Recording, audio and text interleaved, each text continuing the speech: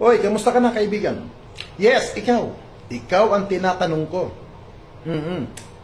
Alam mo, kaibigan, alam ko, hirap ka sa buhay mo.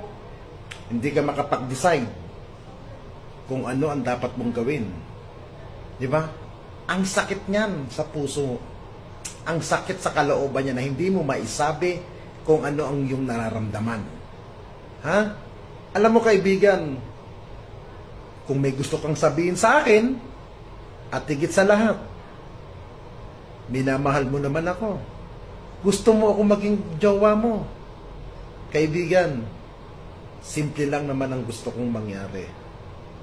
Guwapo ka, mabango ang titi mo, at higit sa lahat, ayoko ng kinukupan.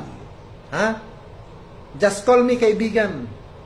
Pag guwapo ka, hindi mabaho ang titi mo, utang ina ka, kaibigan.